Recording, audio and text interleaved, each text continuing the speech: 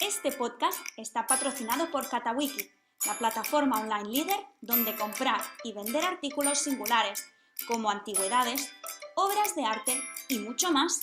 Entra en katawiki.es/theartmarket y descubre piezas únicas.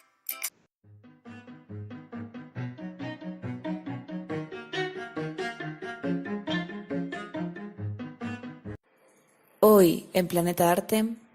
Venimos hablando hace tiempo que en este momento hay más galerías que cierran que las que abren, y este es un declive que lleva ya produciéndose algunos años.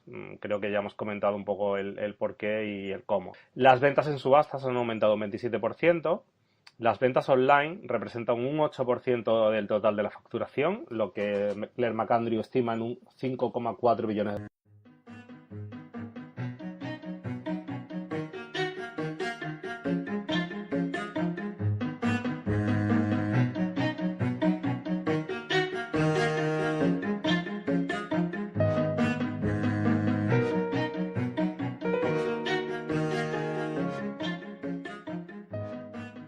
Bienvenidos a una nueva edición de Planeta Arte, donde es nuestra misión explicaros la actualidad del mercado del arte y las subastas. Soy Juan Antonio Rodríguez, piloto de este podcast y analista del mercado del arte.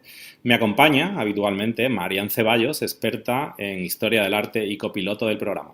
Este podcast está sponsorizado por The Art Market, la plataforma de información sobre el arte y las subastas que conecta diariamente a galerías y casas de subastas con miles de coleccionistas en todo el mundo.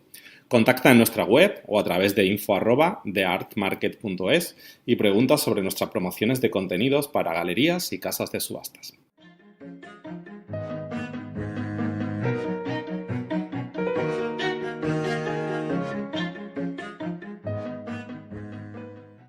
Hola Marian, muy buenos días. Estamos aquí de nuevo en Planeta Arte con tres temas creo que hoy apasionantes. Entramos ya en mayo para el tiempo que nuestros oyentes estén escuchando esto. ¿Qué tal por Madrid? Todo muy bien, Juan. Buenos días. Hemos disfrutado un poco de calor últimamente y ahora parece que volvemos a la normalidad.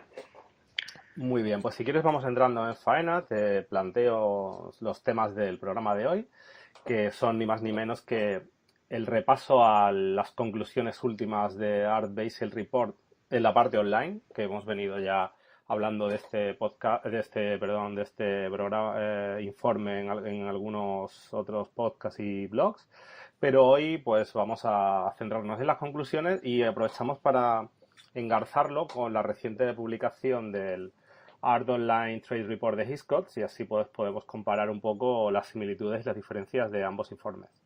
Luego el tema 2, en el que te tomarás tú los micros, como siempre, pues nuestra sección dedicada a los remates más destacados del mercado del arte, sobre todo en la parte subastas, que es en la que tenemos información pública. Y si podemos, incluiremos algún avance, sobre todo, bueno, alguno que viene desde Sevilla en forma de un cuadro atribuido a Murillo en este año tan especial para el artista sevillano.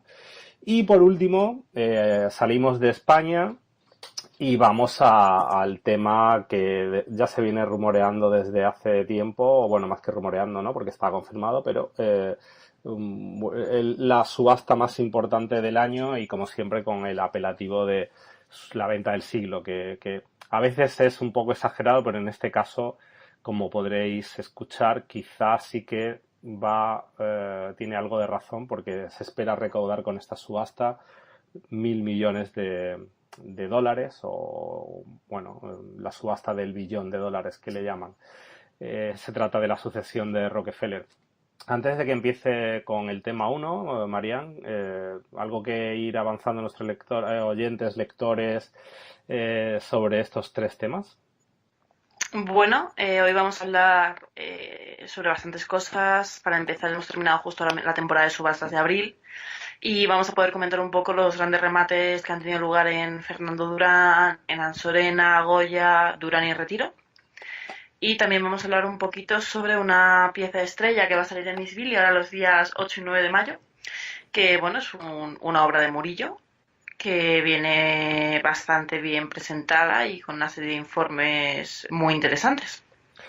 Perfecto. Y sobre la venta del siglo, que tú ya la avanzaste hace algún tiempo, algún comentario inicial, destacamos alguna obra por encima de las que se ofertan, que son buenas y variadas. Es que realmente podría destacar todas las obras. Hablando claro, es una muy buena colección. Además, pues como bien has comentado, van a estar destinados a obras de calidad, dado el testamento de David Rockefeller. Así que bueno, yo creo que la subasta al completo va a ser un hito, al fin y al cabo. Veremos si se llega a la cifra soñada que algunos manejan. O pues se trata de una buena venta, pero no llega a las expectativas, como ocurrió, por ejemplo, con la venta de Alfred Taubman en Sotheby's, que también tenía bastante expectativas y al final no quedó en tanto. Pero bueno, esta vez realmente, y luego lo explicaremos, parece que sí, que todas las expectativas parece que se cumplirán.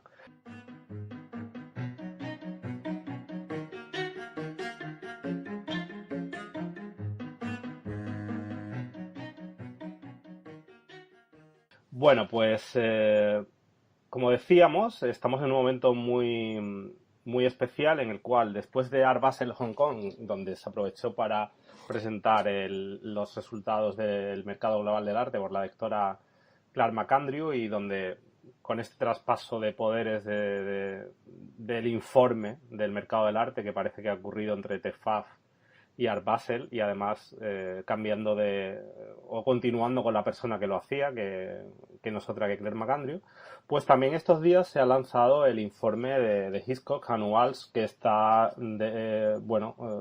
centrado en lo que son las ventas online y las tendencias y los modos y usos del comprador online. Voy a ir repasando, para refrescar la memoria, pues unos 3 pinceladas a nivel global del informe de Art Basel, y luego las conclusiones, que aún no habíamos hablado de ellas, de la propia Claire McAndrew, y a partir de ahí pues lo linkaremos con el inicio, con las primeras conclusiones, porque este informe también nos va a dar mucho de información, Marianne, Hiscox, porque bueno, siempre, además de los datos, pues se analizan tendencias. Te voy a adelantar, por ejemplo, y es algo que hoy no entraremos, que uno de los temas más importantes del informe este año pues es la tecnología blockchain. ¿Te acuerdas? La tecnología blockchain, que es la tecnología que viene vinculada un poco al tema de las monedas digitales, del Bitcoin, Ethereum y demás, ¿no? Exacto, sí. Bueno, pues curiosamente esto fue un tema que tratamos en Arte Online Madrid allá por octubre, y te acuerdas que alabábamos pues toda la explicación de Xavier Olivella de la startup Art Games. Y mira por dónde, pues bueno, realmente se está convirtiendo en la tecnología de moda y de la que muchos esperan un cambio radical en el mercado del arte. Ya veremos si se produce o no, pero desde luego, imagínate, ¿no?, que ya Hiscox le dedica todo un apartado a esta tecnología. ¿Cómo lo ves? Me parece lógico. Quiero decir, es una tecnología que no solamente ha revolucionado el mercado, el asunto bancario, el tema de la bolsa con estas monedas digitales, sino que puede dar pie y una base muy, muy sólida a muchos negocios y mucha parte del mercado, al fin y al cabo. Yo ya sabes que no, el tema económico no es lo mío, pero sí sé, por lo que nos explicó ya en su momento Xavier Olivella en Arte Online Madrid, que bueno, que es una tecnología muy interesante, que da soluciones y salidas a muchos de los problemas que presentaban las monedas tradicionales. Pues lo has explicado muy bien. Si te parece, empiezo a repasar las grandes conclusiones de Art Basel. Bueno, no las conclusiones, los números que se daban. Luego sí que son las conclusiones, y como siempre, si tienes algo que opinar, me interrumpes y lo hablamos. Bueno, pues repaso las conclusiones de Claire McAndrew, iniciales, que eran, bueno, que los mercados líderes del arte siguen siendo Estados Unidos, Reino Unido, y la novedad, entre comillas, de China, que desde luego está en segundo lugar, o sea que ha superado al Reino Unido. Hay un dato también de este informe, y que ya venimos hablando hace tiempo, que hay en este momento hay más galerías que cierran que las que abren. Y este es un declive que lleva ya produciéndose algunos años. Creo que ya hemos comentado un poco el por qué y el cómo. Las ventas en subastas han aumentado un 27%. Las ventas online representan un 8% del total de la facturación, lo que Claire McAndrew estima en un 5,4 billones de dólares. Quédate con el dato porque verás que con lo que dice Hiscox pues hay unas diferencias. Obviamente eran esperables, pero bueno, siempre entraremos a valorar el porqué de este baile de números. Y bueno, las ventas online, y esto sí que es son coincidentes ambos reports, es que es el canal, el online, que aporta más clientes tanto a los dealers, galeristas, llamémosle como queramos, y las casas de subastas. Y en el caso de las casas de subastas, las ventas que se producen online, pues en muchos casos llegan al 14%, lo cual es brutal. Todo esto ya lo hemos comentado, pero está bien que lo refresquemos para continuar con la última parte del informe en donde ya se hace un desglose de las ideas y un poco cómo ve el futuro Claire McAndrew en los próximos 5 años, ¿no? Y justo en estos 5 años que estamos anticipando, la mayoría de profesionales opinan que las ventas online crecerán. Hasta ahora todos estos datos ya los habíamos mencionado o en Actualidad Arte en nuestro blog o aquí mismo en estos micros de Planeta Arte. Pero el último artículo que hemos escrito, pues ya hemos ido al cierre que hace Claire McAndrew del informe. En este cierre, y aquí sí que como todo esto son datos nuevos, María, si quieres decir algo, yo encantado. El mercado del arte, en palabras de McAndrew, está conformado principalmente de pequeñas empresas basadas en conocimientos, con un personal que tiene unos conocimientos muy específicos, muy cualificados y donde, y esto es importante, hay un reparto equitativo en las labores del mercado del arte entre hombres y mujeres, tan importante este año con todo el movimiento Me Too. Como decimos, las cifras de facturación están en torno a los 64 billones de dólares o 64.000 millones de dólares y que McAndrew califica como una cantidad conservadora, o sea, quiere decir que se ha tirado a la baja en estos datos, no al alza, pero, y esto sí que querría un comentario tuyo, es relativamente pequeño esta cantidad si lo comparamos con multinacionales como Apple, Ford o Google, que facturan mucho más por año que todo el mercado del arte. ¿Esto qué te dice? Bueno, no, el arte no deja de ser un producto diferente, quiero decir. El arte es un producto de disfrute, es un producto cultural. No podemos comparar de forma justa y equitativa lo que supone el arte a nivel anual con respecto a otro tipo de mercados. Apple es una de las compañías que más factura anualmente. Ford, al fin y al cabo, es tema de coches. Se venden muchísimo más, de forma mucho más habitual, a cualquier tipo de persona. Tiene un mercado más amplio. Google, más de lo mismo respecto a Apple. De hecho, yo considero que es bastante interesante el crecimiento del mercado del arte y el hecho de que no ha caído en ningún momento con toda la crisis que hemos sufrido. Me parece más interesante que el hecho de comprarlo con grandes multinacionales que al fin y al cabo se dirigen a un público muchísimo más amplio, con mucha más facilidad para mantener ese mercado.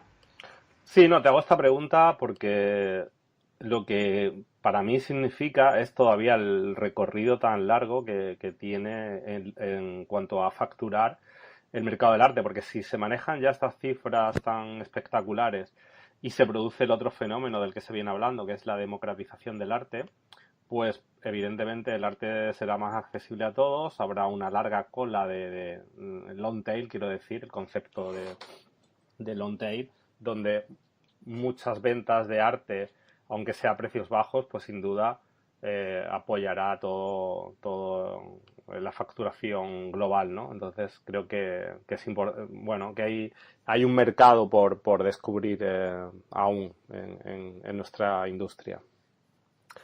Continúo. Evidentemente, frente a estos datos que damos de que si bien es una industria que factura aparentemente muchísimo, pero no tanto si la comparamos con otras, lo que sí tiene el mercado del arte frente a otras industrias es que tiene un alto impacto en generar beneficios sociales, beneficios culturales y además va muy de la mano de favorecer otros movimientos como el turismo, ¿no?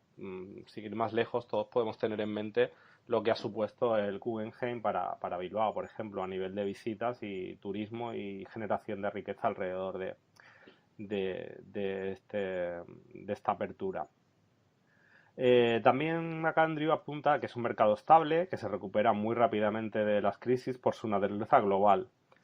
Esto se ha visto claro en nuestra última crisis y McAndrew comparaba que, por ejemplo, en otra crisis que hubo en los 90, donde el mercado japonés, por ejemplo, que estaba aportando muchas ventas, pues de repente cayó y que esta primera crisis de los años 90, volver al crecimiento anterior fue muy difícil y duró varios años.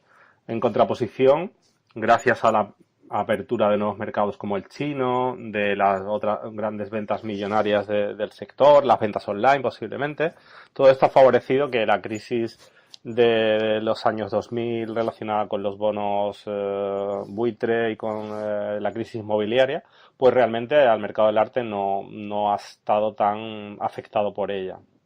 Esto es algo importante para todos los inversores y la gente que compra arte como un valor, digamos, de inversión. Y algo que sí que es un poco negativo es que es un mercado que está muy polarizado. Un pequeño número de empresas genera la mayor parte de los ingresos. En subastas Christie's, Sotheby's, en galerías, pues todas las grandes que conocemos como Gagosian, como Saatchi, etcétera, etcétera. Y esto ha generado una gran competencia en este segmento alto. Y por otro lado, pues ha llevado a una crisis de las empresas medianas y pequeñas, que como hemos mencionado al principio, pues está generando que haya más cierres que aperturas de galerías. Y aquí la lectura final, y para nosotros una muy buena noticia, que la doctora McAndrew opina que la solución a la mayoría de estos problemas está en el online. ¿Qué te parece esta predicción? Me parece lógica. Al fin y al cabo, el problema que tiene hasta cierto punto el mercado, hablando, pues como estabas comentando, el tema de las crisis, empresas pequeñas y medianas, lo que llamamos la crisis y el debacle de las mid-sized galleries, ¿no? Puede solventarse claramente con la venta online. ¿Qué problema tienen? Que no son capaces de llegar a tanto público como si lo hacen las grandes galerías, ¿no? Uh-huh. Pero bueno, quizá con el online sí puedan llegar a ese público que actualmente se les escapa, al fin y al cabo. Claro, y también pueden luchar por otros segmentos de mercado, si apuestan por artistas que sean atractivos y puedan llegar a un mercado internacional a nivel precio. Bueno, hay muchas oportunidades para las galerías pequeñas y medianas, pero bueno, eso sería debate para otro día. Bueno, entonces esto era todo en relación al informe Art Basel y ahora te voy a ir comentando y podemos, comparar y relacionar lo que se acaba de publicar del informe Hiscox y ver un poco las diferencias entre un informe y otro, aunque al final yo creo que coinciden en lo más importante, ¿no? En lo que siempre decimos, estos reports pues más que nada sirven para ver tendencias, más que para definir una foto clara de qué se vende y qué no se vende, porque como ya hemos mencionado muchas veces, es una tarea prácticamente imposible el saber y dar el dato definitivo de cuánto genera el mercado del arte. Pues entrando en lo que es el Hiscox Online Art Report, como decíamos, uno de los temas estrella de este año es el blockchain y cómo esta tecnología va a impactar en todo el mercado.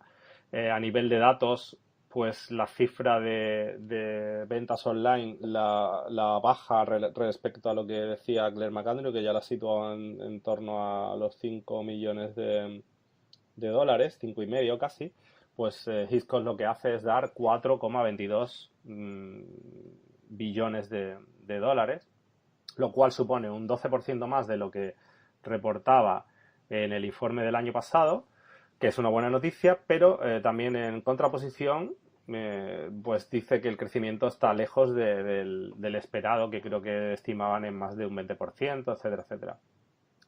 hay menos gente, hay más ventas online, pero curiosamente hay menos gente que compra online. O sea, quiere decir que los que están comprando online lo están haciendo con más frecuencia y con más, gastando más, pero lo que está costando es atraer a nuevos compradores que aún no se sienten cómodos con este formato. Entonces, aumenta la confianza de los clientes online, más gente está pagando más de $5.000 en sus compras. Estos compradores online tienen una particularidad que creo que es muy interesante para el mercado, que son más dados a comprar diferentes categorías, lo que llaman cross-collecting, o sea, alguien que empieza comprando fotos, luego puede comprar pintura, o alguien que empieza comprando bueno, lo que se llama collectibles, elementos de coleccionismo, pues puede saltar a otras categorías. Otro dato interesante es que en general el comprador online, bueno, en su totalidad prácticamente el 90% valora la transparencia de precios. Esto quiere decir que valora ver en una web o en un canal pues el precio final de un objeto y no tener que consultar y buscar, etcétera. Algo que hasta ahora era complicado, además. Sí, correcto. No era tan fácil, sobre todo en el tema de las subastas. Y luego este porcentaje de compradores online ya asentados, pues tiene una curiosidad también, que se sienten indiferentes en un 40%, o sea, casi la mitad. Realmente le da tanto comprar físicamente como online, y además también se sienten cómodos incluso comprando con su terminal móvil. ¿Ok? Entonces, bueno, pues esto está muy bien porque nosotros siempre decimos que aunque somos amantes o somos predicadores de la venta online, entendemos que la venta 360, o sea, a nosotros nos gusta tanto ir a una subasta, estar ahí, vivir el ambiente o llamar por teléfono. Cada canal tiene su momento, tiene su uso, y lo que predicamos es que pues no se prescinda de ningún canal que te permita vender más. Y esa es la lectura que hacemos. Por último, antes de entrar en lo que son noticias del informe sobre las plataformas, pues Instagram ha sacado ventaja a Facebook y se ha convertido por segundo año consecutivo en la herramienta preferida del mundo del arte para comunicar, no tanto para vender, que esto ya lo hemos dicho, pero sí para inspirar, para crear marca.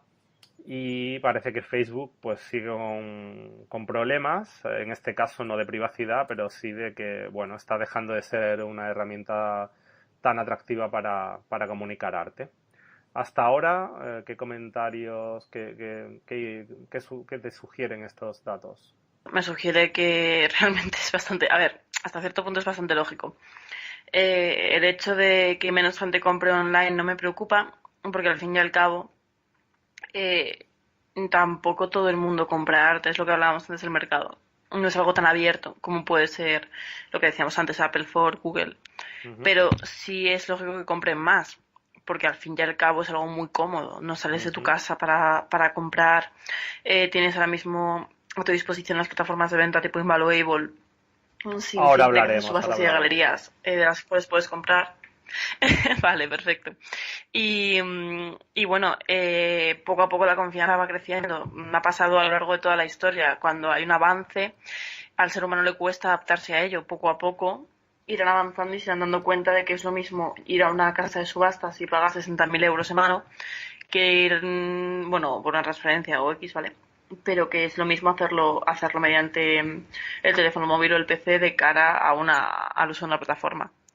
Respecto al tema del cross-collecting, bueno, lo veo también bastante lógico. Quizás sean más dados los compradores online que un coleccionista al uso, pero siempre hemos visto que en las grandes colecciones hay pintura, escultura, grabado, quizás sí dentro de lo que se puede llamar artes mayores, pero sí que ha habido siempre un cierto punto de cross-collecting. La transparencia de precio, lógicamente, es importante, más en el mundo online, porque tú al fin y al cabo no estás allí hablando con el responsable de la sala sobre qué precio tiene esa obra, te estás fiando de lo que hay en internet. Por tanto, si te interesa una obra pero optas por no comprarla, agradeces ver cuál ha sido el precio final de cara a que sea una posible opción futura de compra de esa misma obra o de una similar. Y respecto a Instagram, veo lógico que sea la plataforma preferida porque es la más visual. Al Sí, fin y sí. al cabo se basa en fotografías, quieras que no, el arte es lo que requiere un algo visual. Y sobre las diferencias de los datos, porque hay gente que puede decir, bueno, ¿y por qué el informe Arbasel te dice 5 billones y el otro tal? Bueno, este tipo de discrepancias que... Porque al fin y al cabo cada informe se basa en...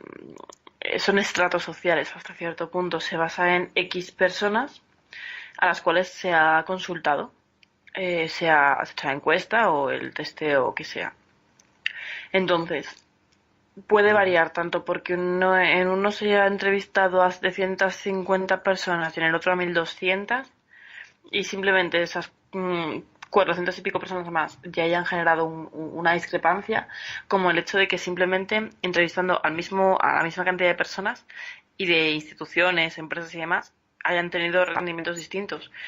Quiero decir, imagínate que no entrevistas a Christie's después del tema del Salvator Mundi. ujú. Claramente tus números van a salir diferentes a los de los demás. Simplemente por Correcto. la venta de una obra. Y bueno, también hay datos positivos, ¿no? Por ejemplo, que está pagando más habitualmente cifras por encima de los $5.000. Esto es algo muy positivo. Y bueno, creo que esto también, bueno, habla de la confianza en el canal, ¿no? O bueno, que cuando alguien utiliza con frecuencia un canal y todo va bien, pues evidentemente continúa usándolo. Sí, claramente, claramente. Bueno, pues terminamos con el informe de Hisco en este caso. Bueno, terminamos. Es una pequeña pincelada. Vamos a volver a él porque esto es una primera, los highlights que le llaman y que queríamos vincular con Art Basel para, bueno, ver un poco las principales diferencias y similitudes y hablaremos en otros programas largo y tendido. Pero así de inicio, pues también se habla de que a nivel plataformas, Invaluable, The Sale Room, Leaf Auctioneers, se esperan a medio plazo una mayor consolidación de plataformas. Ahora mismo estamos en un momento donde aparecen muchas, donde las dominadoras son las que hemos mencionado, pero eh, muchos piensan que habrá fusiones, adquisiciones y que se tenderá a reducir el número, por lo menos de las más importantes, ¿no? Y ahora también hay una que es Artsy, que se ha metido también en el mundo de las subastas, que de hecho en el informe se menciona que es donde más competencia hay ahora mismo, en las plataformas que están centradas en subastas, lo que se llama agregadores, en realidad no son competencia de las propias casas de subastas, sino son webs que lo que hacen es aglutinar toda la oferta que hay de cada una de ellas. Otro tema, y también existen, pues ya lo hemos hablado alguna vez, como uno de nuestros sponsors, Katawiki, que ellos hacen subastas online y es una marca en sí mismo. U otros que ahora mismo no me vienen a la cabeza, pero bueno, existen diferentes opciones de plataformas que son 100% online. Yo a estas, pues eso, el término agregadores sería el que más me convence, ¿no?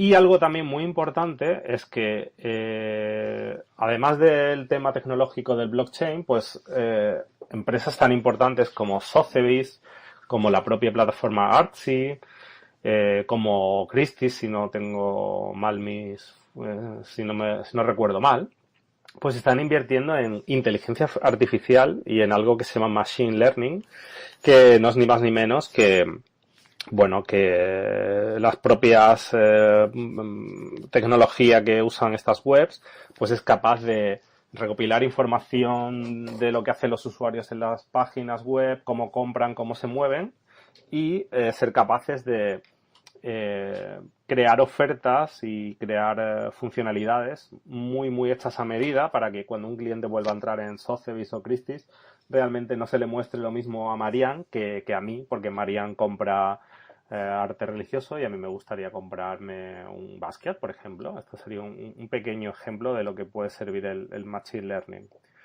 Y bueno, luego hay diferentes opiniones sobre cómo será el futuro del negocio online, en una sección un poco más ya de futurología, si queremos. Eh, Y entrando en las galerías, pues también las galerías están cada vez más apostando por las plataformas. Entonces ya un 45% de las galerías usan alguna plataforma que podría ser el propio Invaluable, el propio Artsy, que como decíamos, el hecho de al final se está uniformizando la oferta. Plataformas que antes solo vendían para galerías ahora ofrecen subastas y viceversa.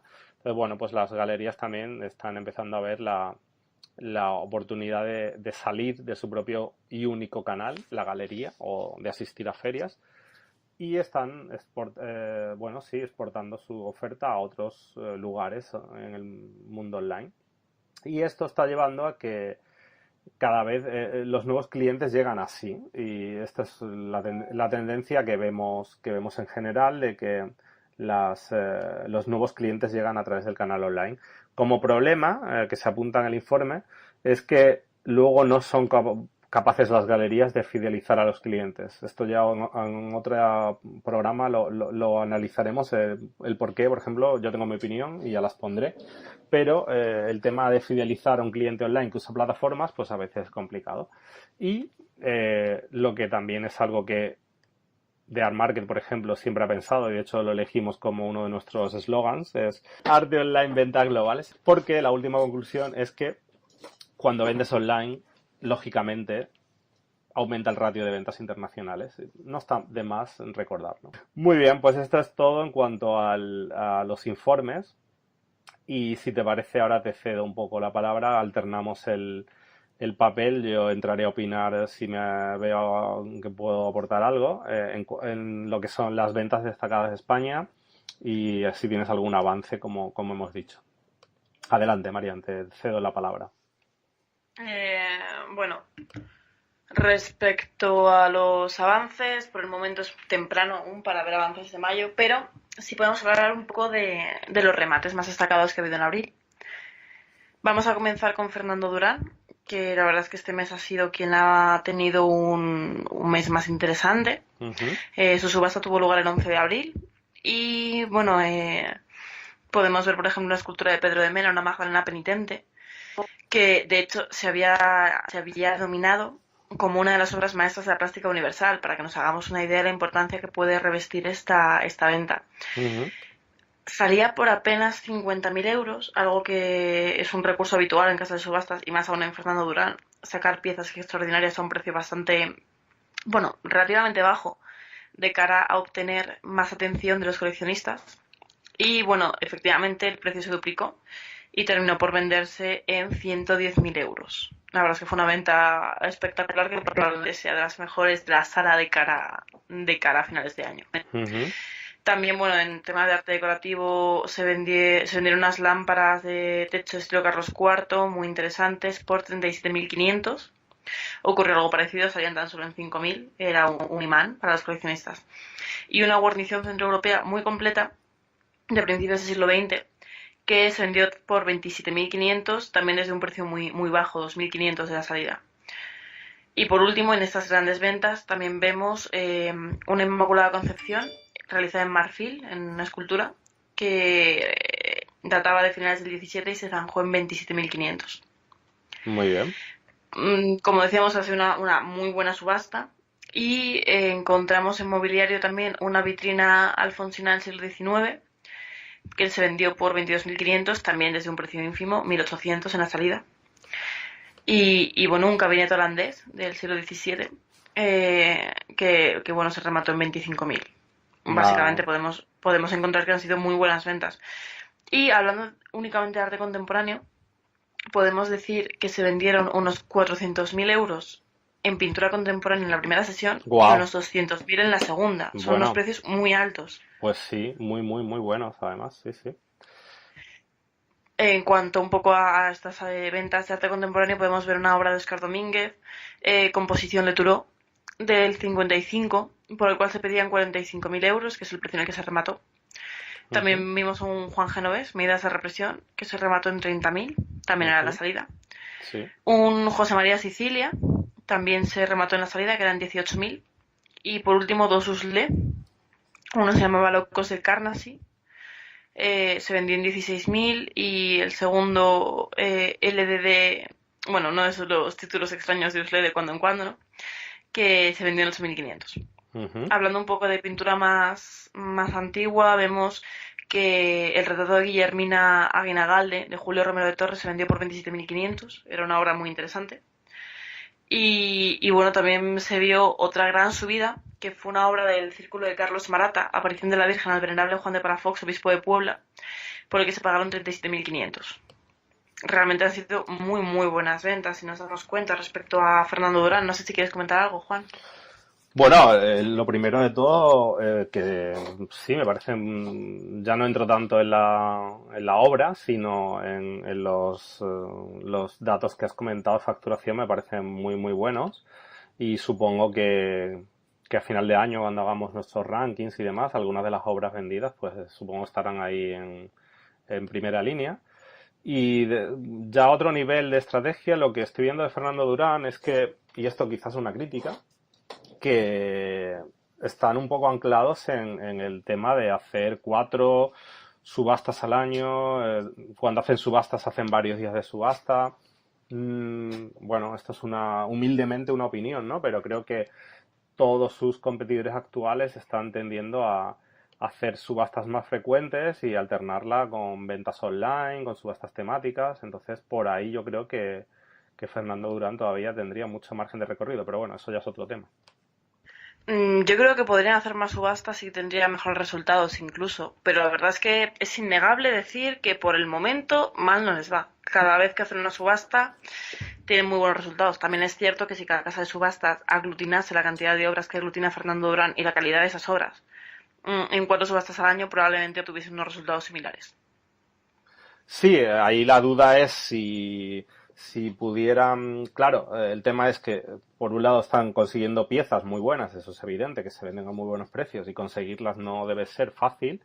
Entonces, si hicieran más subastas, a lo mejor sería en detrimento de la calidad, pero a lo mejor no, a lo mejor no, esa es la duda. O bueno, si la otra cuestión también sería si estáis haciendo varias subastas, o sea, creo que han hecho un día de joyas, otro día de arte contemporáneo, tan seguidas, a lo mejor estaría bien para mantener a Fernando Durán, digamos, siempre activo y visible en el mercado, pues ir haciéndolas mes a mes. Pero bueno, no, sus motivos tendrán, está claro, no tenemos toda la información.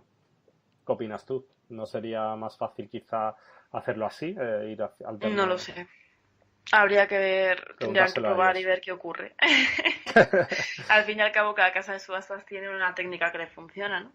Ujú, ujú. No, y como tú dices, mal no les está yendo y habría que comparar con otros años y quizás están repuntando y volviendo a dominar incluso el mercado actual, junto con, bueno, Avalarte, Alcalá, incluso Ansorena, que también, bueno, creo que en avances sí que podrías mencionar también, ¿no? Que hacen una subasta junto con Piazza de las obras del Sí. recientemente cerrado temporalmente Ritz y que creo que va a ser muy, muy, muy interesante. Y en general, la crítica que siempre hacemos es que estas casas, quizá porque les va tan bien, no quieren probar alternativas nuevas como hacer ventas utilizando el lead bidding, por ejemplo.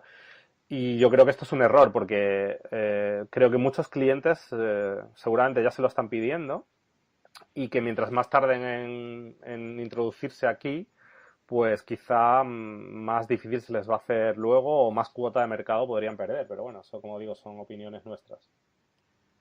No sé cómo lo ves tú. Sí, no, sí, sin duda. Si es que es lo que te comentaba, al fin y al cabo cada casa sabe un poco lo que le conviene y lo que le funciona. Bueno, pues continúa, no sé si de Goya, que también tenía alguna obra interesante, pues Sí, de Goya también tenemos alguna cosilla interesante. Vendieron un Lita Cabelut, exacto. un Margaret Study, perdón. Ujú, Una técnica mixta sobre lienzo que, bueno, como ya sabemos, cotiza muy bien fuera de España, pero en España siempre ha sido un artista un poco venido a menos, ¿no? ujú, No sé ujú. por qué, porque realmente su estilo es bastante llamativo. Eh, bueno, se vendió por 38.000. Fue realmente una buena venta, a un buen precio, era la salida, pero vaya, era un poco lo que se esperaba, era una forma de tomar contacto con este tipo de mercado. Y bueno, después cabe destacar también dos acuarelas que además tienen una historia, por así decirlo, curiosa, porque se salieron mal catalogadas en el catálogo impreso. Ujú, Salían como de Escuela de Tener el 19, pero ujú. después, tanto en la web como en la propia subasta, se corrigió y se llegó a la consideración de que pertenecían a Jodokus José Sebastián van den Avil, ¿vale? Que bueno, Ujú, es un artista de la zona flamenca, de, bueno, holandés ya para ese entonces, de entre ujú. 1797 y 1855, que bueno, salían cada obra en 300 euros, pero debido a esta adjudicación, cada una subió hasta 8.500 y 5.500, Vale. lo cual hace que sea unas muy buenas ventas. Sí, sí. Y bueno, respecto a Sorena, vemos que también vendió a nivel de arte contemporáneo una obra de Anglada Camarasa, un paisaje que se vendió por 15.000 euros, Ujú. y un Benjamín Palencia, bueno, perdón, dos Benjamín Palencia, de hecho, el primero, Creación de Verdad, se vendió en 9.500, y el segundo, Las Fuerzas de Artillería en la Batalla de Somorrostro. No, perdón, me he equivocado yo. Fuerzas de Artillería en la Batalla de Somorrostro pertenecía a José Cusats Ujú, y se zanjaba en 24.000. ujú. También unas buenas ventas. Y bueno, luego respecto a cosas curiosas, también se vendió un juego de café en plata danesa de primera ley, con marcas del platero George Jensen, el modelo Blossom concretamente, que se vendió por 9.000, y en mobiliario una pareja de entredoses de Napoleón III, que se vendió en 7.000. Y también, ya dato totalmente curioso, se vendió unas cartas entre Emilia Pardo Bazán y Carmen Miranda Armada, Ujú. en total 85 cartas, por 18.000 euros. Bueno, nada mal, nada mal. No, no, la verdad es que bastante interesante las ventas. Después vemos las obras respecto a Artillería Durán. Sí, En cuanto a Durán, podemos ver que se presentaban varias obras de Ben Lindström, ¿vale? Disculpad mi sí, sí, pronunciación del sueco, exacto. que se vendieron por 13.000 euros, lo Creo, cual es bastante interesante. sí, y creo que ya habían salido, y no sé si en Durán o en otra casa de subastas, pero bueno, el caso es que ya las habíamos visto en The Art Market, pero bueno, enhorabuena por fin venderlas, y la verdad que es un estilo que a mí sin conocer muy bien a este artista, me gustaba. Después, respecto bueno, vemos también la pieza de Gerard Schlosser, que bueno, se adjudicó un teléfono por 6.500, también bastante llamativo, aunque bueno, parece ser que es una cotización que podría haber sido mucho más alta en otros países, dado que en España, un poco como pasa con Lita Cabelut, no es un artista muy cotizado. Sí, luego hablaremos de la anécdota de Isbilia que tenemos, ¿no? Que hemos leído en la cuenta de Twitter de Invertir en Arte, sobre una... Ujú. Pero bueno, lo hablaremos ahora en un instante.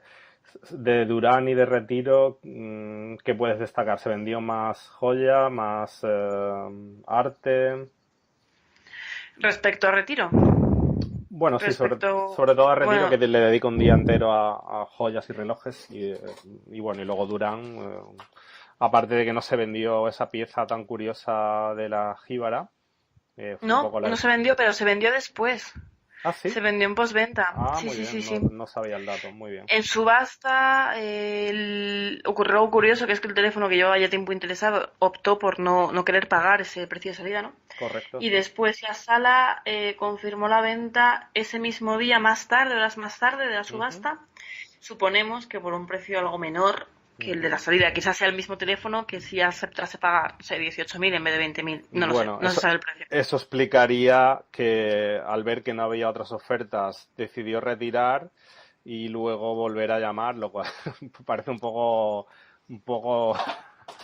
piratilla, por decirlo de alguna manera, ¿no? Es lo que ocurre en las subastas, por eso decimos que es tan importante conseguir también ofertas telefónicas y online, porque cuando hay más de un pujador, evidentemente, el precio sube y no queda otra que ir a por él, pero vemos, lamentablemente, que ocurre como en este caso, si es lo que ha pasado, que tampoco lo sabemos 100%, pero que hay gente que cuando no hay ofertas decide retirar la suya y probar al día siguiente a ver si puede conseguir la pieza por otro precio, ¿no? Lo cual, desde luego, a nosotros nos parece un poco, mm, de picaresca cuando menos, ¿no? Sí, sí, sin duda. Sin duda. Después, respecto a lo que me comentabas de Retiro, yo creo Ujú, que Retiro tuvo más suerte en las joyas que en el arte. ujú, Aunque bueno, también tuvo buenas ventas. Por ejemplo, Chateau Coq de Antoni Clavé se ujú, vendió por 22.500, que fue ujú, una venta muy interesante. También se ujú, vendió un Antoni Clavé por 18.000. ujú, El Celso Lagar, que esperábamos todos después de la gran venta que hubo en la suite hace unos meses, esperábamos también un buen remate. Y bueno, se vendió por 17.000, que también es interesante. ujú. El Dalí que habíamos sacado nosotros en previos, 8 de euros, se vendió también por 25.000, Ujú. que era el precio de salida. Y un Anthony Pace que a mí me gustaba particularmente, que era una obra sin título, en técnica mixta sobre papel, Ujú. se vendió por 18. O sea que realmente sí han tenido ventas bastante interesantes. Aunque Sí, bueno, el Ignacio de Ries, Santa Águeda, que ha salido una vez ya, continúa vacío. Y lo que me parece todavía más curioso es que los cobres de José de Ibarra, que además salían por 6.000, era un muy buen precio, quedasen vacíos, quedasen desiertos. mm, mm, bueno. ¿Y de Durán algo más que destacar o ya con esta venta de la jíbara en postventa podemos dar por zanjado? Podemos darlo por zanjado, sí. Bueno, podemos hablar, sí, de un avance, que es el avance Del mes.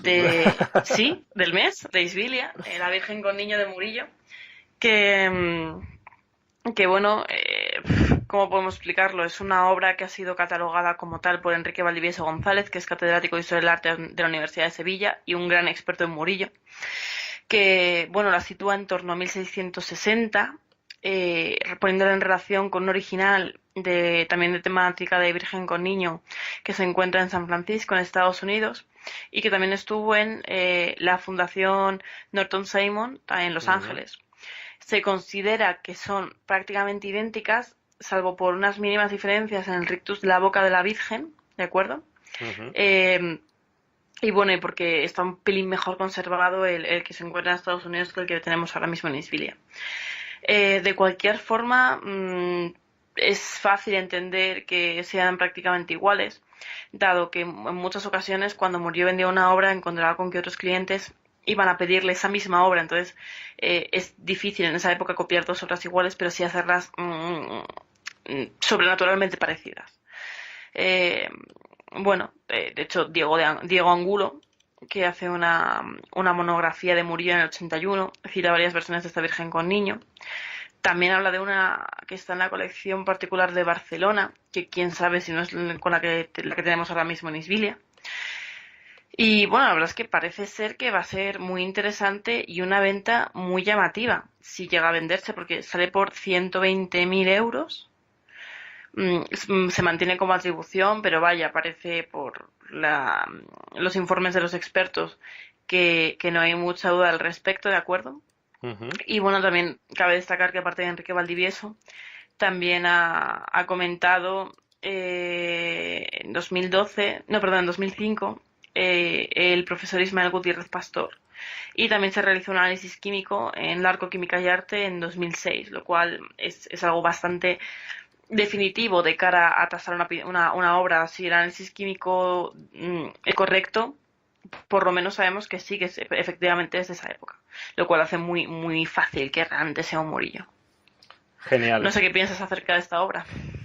Bueno, tengo la oportunidad de haber recibido el maravilloso catálogo de Isbilia y es la portada y realmente, bueno, ya sabes que yo no soy un experto en pintura antigua ni en Murillo, pero la verdad que tiene una pintaza y luego además dentro del catálogo, pues todo lo que tú explicas, se adjunta información que además la sala puede facilitar a cualquiera que esté interesado bueno, en certificar la opinión de estos expertos, diferentes análisis de la obra y desde luego, pues bueno, en un año como este que ha sido el año Murillo, pues yo creo que incluso el precio, si se trata realmente de una obra de Murillo, se queda hasta corto.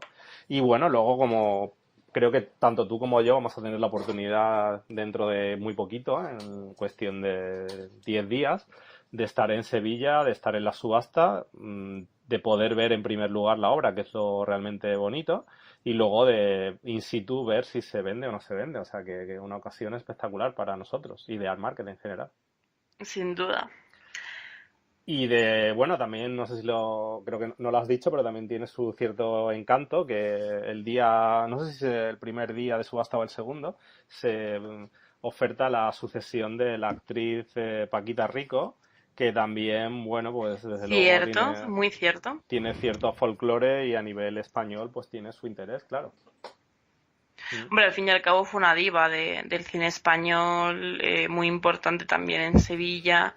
Y bueno, va a salir sobre todo en series personales, pero también salen ciertas obras artísticas que yo creo que si bien lógicamente el Murillo ha tomado toda el protagonismo de la subasta, para algunos pujadores esta colección también va a ser muy, muy interesante y muy llamativa. Pues sí. Cerrando ya tu tema, no sé si creo que quizá nos hemos dejado algo sobre, perdón, Katawiki. También tenía algunos remates este mes pasado interesantes y quizá algún avance. ¿Hay algo que nos puedas decir sobre esto?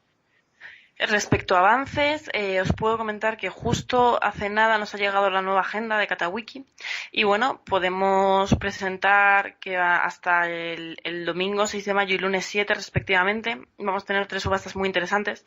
Primero una subasta de arte clásico español en los cuales vamos a ver obras de escuela catalana, por ejemplo, que es algo bastante habitual en Katawiki, de Jaume Queralt, de Domingo Tarragó, Frederic Viñals Iscla, una serie de artistas que la verdad es que presentan obras muy interesantes, sobre todo obras de bodegones, paisajes, puertos, que yo creo que pueden hacer las delicias de los coleccionistas.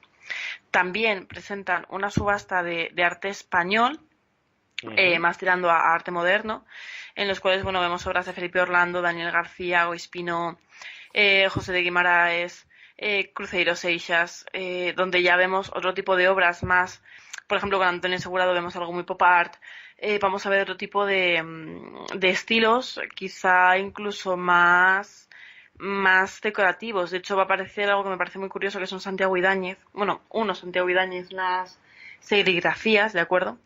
Que bueno, hace poco, el mes pasado salió en Santiago Ibáñez y creo que volvió a repetir este mes en Durán, por ponerte un ejemplo, de un muy, muy gran formato. Por tanto, podemos ver cómo Katawiki cada vez más nos demuestra que es una casa de subastas que posee obras muy interesantes, perfectamente al nivel de lo que pueden ser casas de subastas presenciales. Y por último, Sí. destacamos su subasta de esculturas antiguas, que creo que puede ser incluso la más llamativa de las tres. Que bueno, vamos a ver tanto esculturas en mármol blanco como esculturas en bronce, madera tallada y policromada, en terracota, bueno, un poco en todo lo que podemos encontrar actualmente, ¿no? Parece que va a haber mucho bronce y mucho mármol. Algunas son copias de esculturas clásicas, vemos un par de espinarios, por ejemplo, el Niño de la Espina. Hay bastantes Venus, también tenemos copias de esculturas de Antonio Canova, bueno, un poco de todo, tanto mezcla de esculturas clásicas griegas y romanas, principalmente griegas, como mezcla de esculturas que proceden ya del neoclasicismo. Muy bien, pues me parece que con esto podemos dar por cerrado este tema y como siempre en nuestro blog tendrán toda la información actualizada y tanto de avances como de remates. Muchas gracias, Marian, por este repaso. Y ahora, Nada, si quieres, pues hablamos de la subasta del año o del siglo. ¿Qué opinas? Bueno, del siglo llevamos poco, así que quizá también puede ser del siglo. ¿Sí? De momento puede ser del siglo.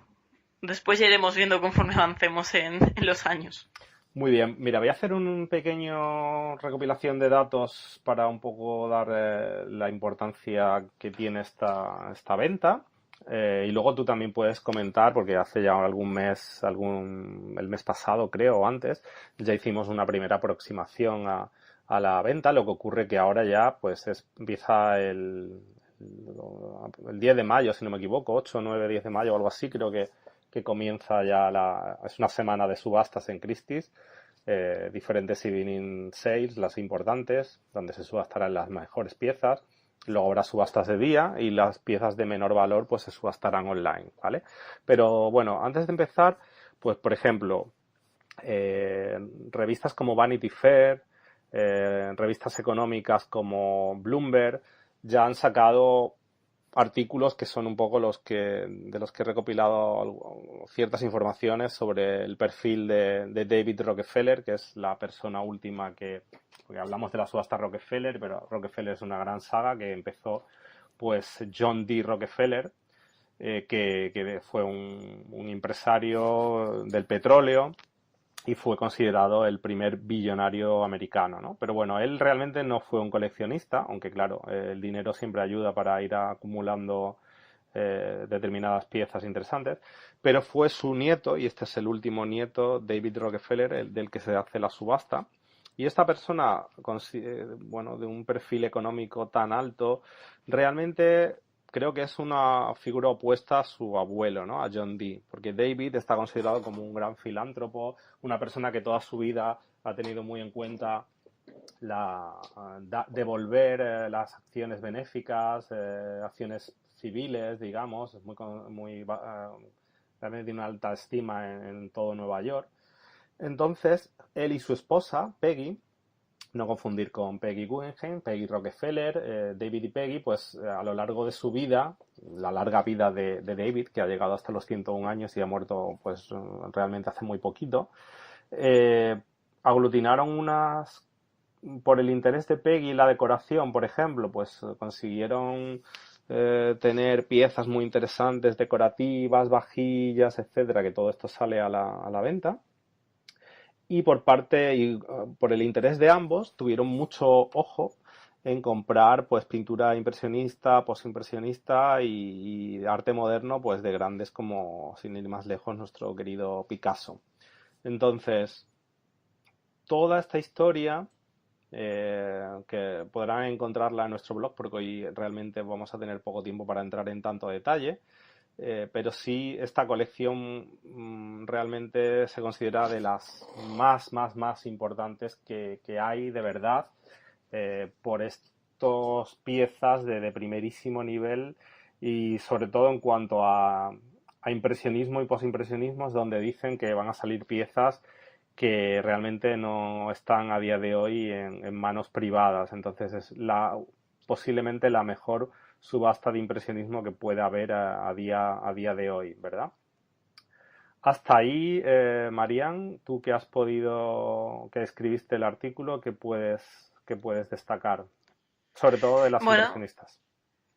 yo en su momento, cuando todavía no se conocía mucho sobre la subasta, ¿no? Escribí un artículo en el cual hablé, por ejemplo, de que una de las obras más interesantes sería una obra de la época rosa de Picasso, una muchacha joven con cesto de flores del año 1905, que ya en su día perteneció a la gran colección, que fue la de Gertrude Stein. Y bueno, de momento se tasan aproximadamente 70 millones de dólares. Sí, pero se Por ponerte un espera que ejemplo. se venda entre 90 y 150 y dicen que son datos, pues, digamos, bajos, que esperan después Sí, del boom. lógicamente. Se hizo antes de la venta estas estimaciones, se hicieron antes de la venta, porque esta colección estaba realmente ya más que estudiada desde hace años por Sotheby's y Christie's, que se la han disputado hasta el último momento. Finalmente el gato al agua se la lleva Sí. a Christie's. Y después de la venta de 450 millones de Leonardo, pues ahora es como que todo parece poco. Pero sí, Pablo Picasso, Young Girl with a Flower Basket, o en francés, Filet à la Corbeille Fleur, muy mal dicho por mi parte, lo siento, pero bueno, esta pieza que tú dices, además es un cuadro en vertical, que por lo visto no es lo más habitual en Correcto. Picasso, pues sí es una de las grandes joyas, junto con otras de Paul Gauguin, Manet, Georges Seurat, De Matisse también va a salir una Matisse. Odalisca con Magnolias, que está estimada en unos 50 millones de dólares. Van a salir grandes obras, que la verdad es que va a ser algo digno de ver. Muy digno de ver. Y se podrá ver, porque de hecho, pues Christie's tiene su sistema de vídeo que puedes seguir en las subastas y informaremos sobre esto. A día de hoy ya se puede ver en una visita virtual fantástica, que está en el Rockefeller Center, si no me equivoco, todas las piezas.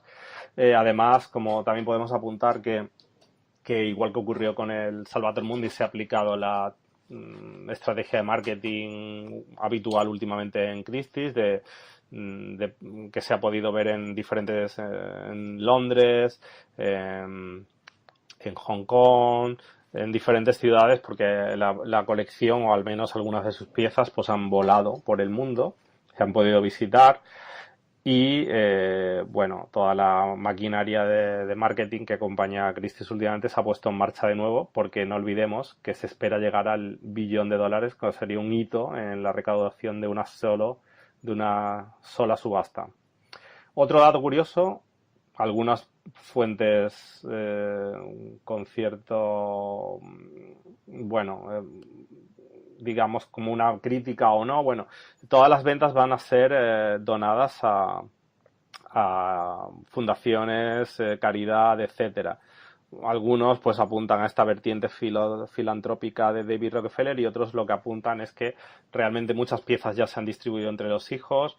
Esto es el resto de la colección, aunque vaya resto, por así decirlo, y que lo que se pretende es evitar el pago de unas tasas astronómicas, porque no olvidemos que son piezas que en algunos casos costaron unos cientos de dólares, o sea, se compraron muy en el momento adecuado y se vendieron a unos precios de miles de dólares en todo caso, pero que ahora están valoradas en millones. Entonces, realmente el pago a la hacienda americana sería incalculable.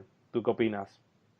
Yo la verdad es que estoy un poco a la espera. Tengo ganas de ver qué ocurre, porque puede ser algo muy, muy, muy grande y, como te he dicho antes, un hito, al fin y al cabo, en las subastas. Sí, sí, me refería en que esto es algo imposible de calcular. Si tú crees que esta venta, que toda la recaudación va a ser para caridad, así que Salvo por lo que se lleve la casa de subastas, lógicamente. Pero yo creo que, como tal, los actuales propietarios, los Rockefeller, no van a hacer ningún hincapié en quedarse con parte de la recaudación. Pero también. supongo que el fee de la casa de subastas estará ahí. También recomiendo, para aquellos que dominen el inglés, The Art Newspaper ha publicado una entrevista con uno de los grandes conocedores de la familia Rockefeller, donde explica un poco cuál es bueno, cómo ha sido la construcción de la colección de David y Peggy. Le llaman de una forma muy curiosa, ponían Picasso sí, Van Gogh no. Por lo visto hay algún Van Gogh, pero comprado muy a última hora por David Rockefeller, porque por ejemplo a Peggy pues no le gustaba, o tenía cierta aversión a todos los problemas mentales o la obra de Van Gogh, que le producía unas sensaciones, digamos, que no eran agradables para ella. Entonces pues siempre prefirieron comprar otros impresionistas y no Van Gogh. Pues esto es una curiosidad.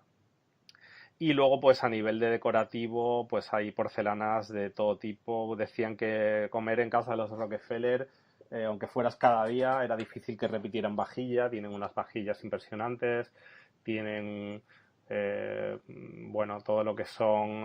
el que visitaba su casa decía que se encontraba muy cómodo, que era una colección muy vivida. El arte lo entendían como para disfrutarlo, y entonces si no encajaba en sus gustos, pues tampoco lo tenían, ¿no?